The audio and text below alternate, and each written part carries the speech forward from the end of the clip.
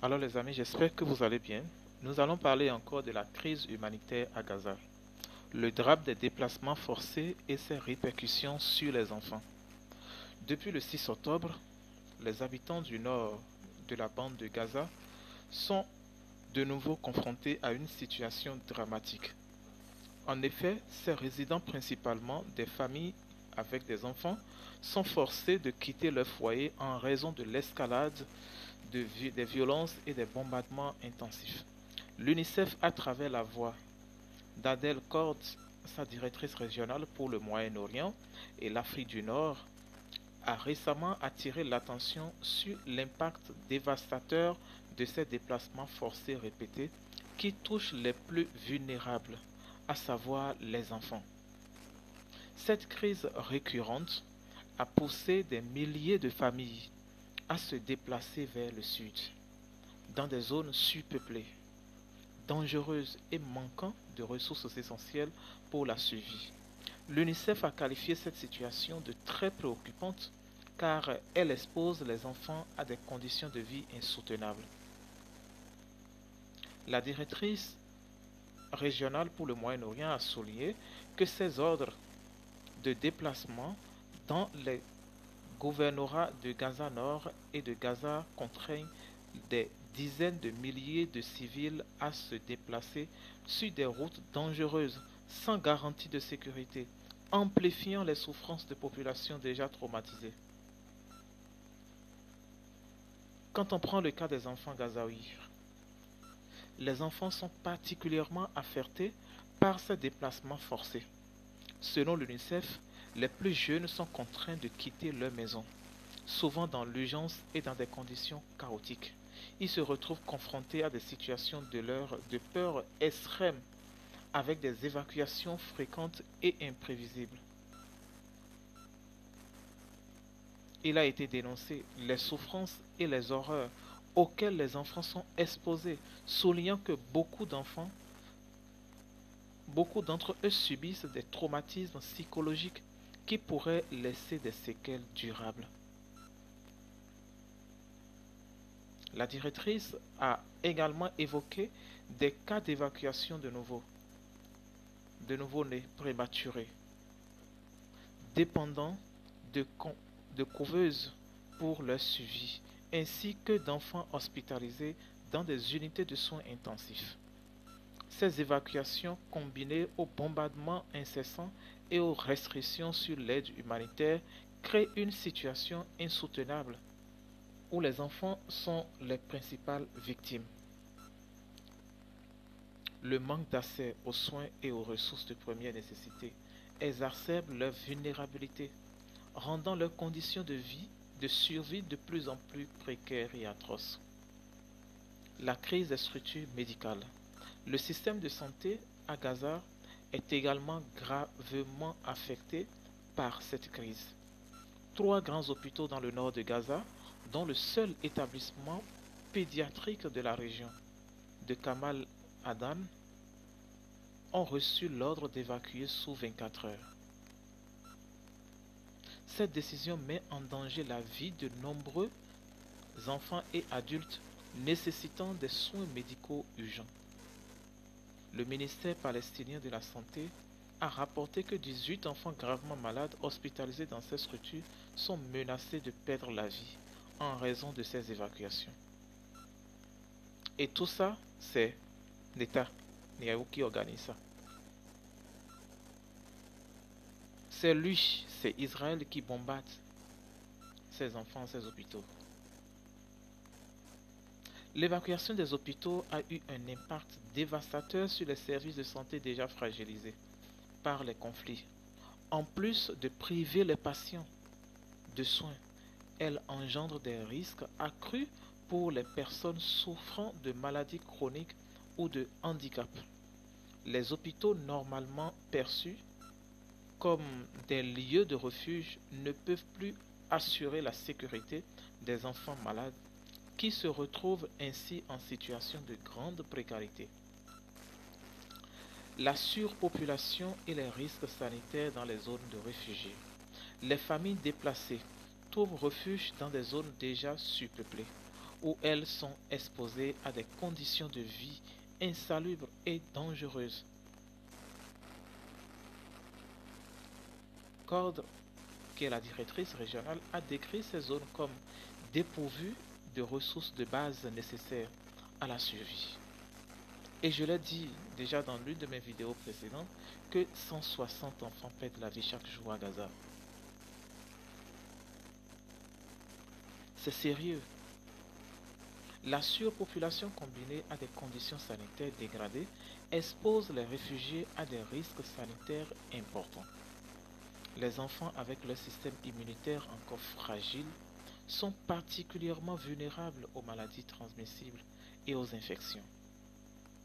Le manque d'accès à l'eau potable, à des installations sanitaires appropriées et à des services médicaux exacerbe cette situation, favorisant la propagation de maladies potentiellement mortelles.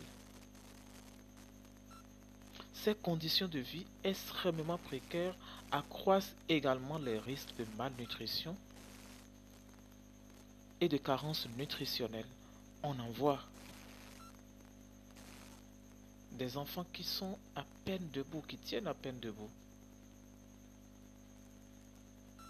Des carences nutritionnelles graves qui menacent la santé et le développement des enfants à long terme. Les effets psychologiques durables des déplacements répétés. Le traumatisme psychologique lié aux déplacements répétés a des effets dévastateurs sur le bien-être des enfants. Le fait d'être contraint de fuir à plusieurs reprises dans un contexte de violence et d'insécurité prive les enfants du peu de stabilité et de sécurité auxquels ils ont droit. L'ONU a averti que ces conditions pourraient avoir des répercussions graves et durables sur leur santé mentale et leur développement, ce qui est logique.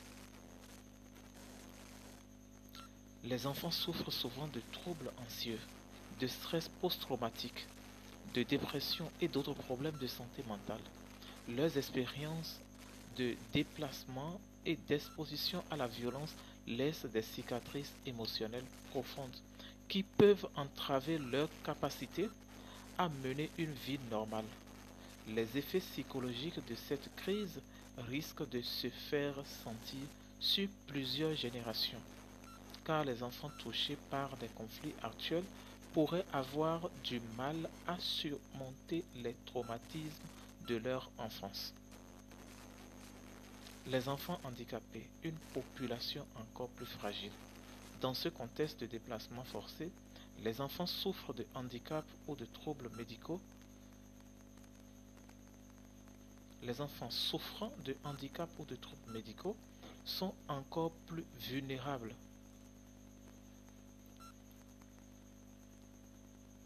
L'ONU a souligné que ces enfants sont particulièrement exposés au risque, car leur handicap complique davantage leur réinstallation.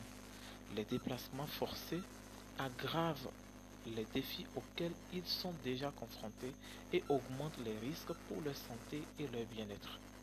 Les enfants handicapés ont besoin de soins spécifiques et d'une assistance continue, qui sont souvent indisponibles dans les zones de réfugiés. Ils rencontrent des difficultés accrues pour accéder à des services de santé, à une alimentation adéquate et à un soutien psychologique. Leurs besoins spécifiques, rarement pris en compte dans les situations d'urgence, les rendent encore plus vulnérables à la détérioration de leurs conditions de vie. Le désespoir des familles contraintes de fuir à répétition. Il faut comprendre que les familles de Gaza, notamment celles de Jabalia, ont reçu l'ordre de quitter leur maison pour la 4e fois en un an. Vous voyez ce que ça peut créer? Pour ces familles, ces déplacements successifs exacerbent leur désespoir et leur sentiment d'impuissance.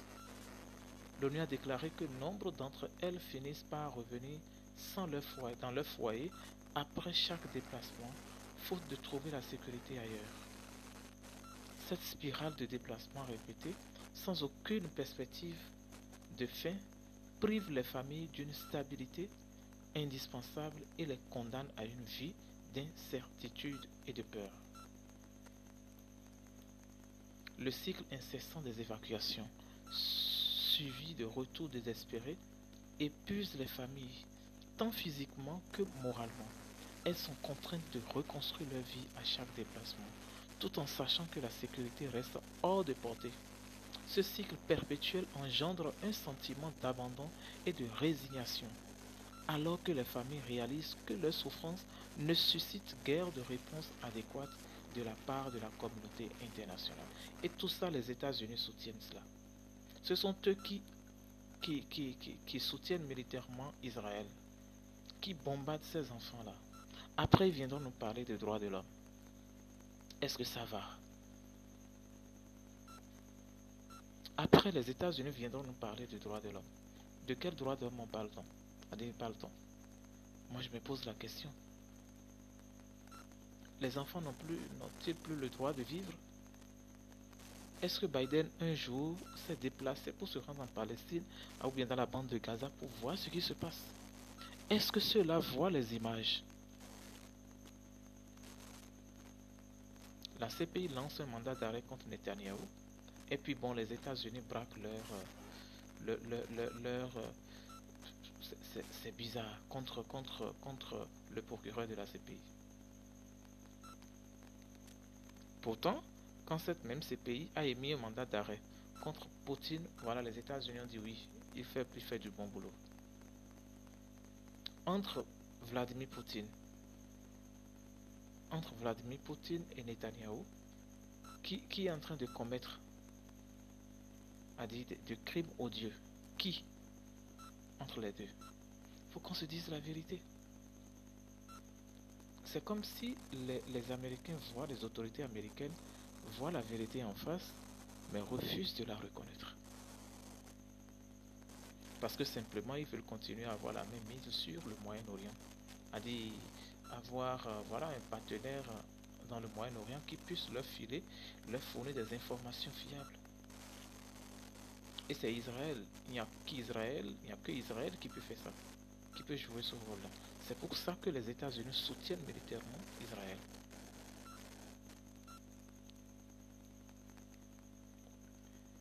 On va continuer avec mon article. Les appels au secours des agences humanitaires. Face à cette crise, l'UNICEF et d'autres agences humanitaires redoublent d'efforts pour atténuer les souffrances des populations affectées.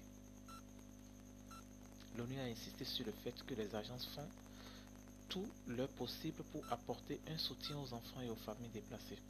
Cependant, elles doivent faire face à des obstacles majeurs, notamment les restrictions d'accès, qui limitent leur capacité à fournir une aide adéquate. Des camions d'aide humanitaire qui sont bloqués.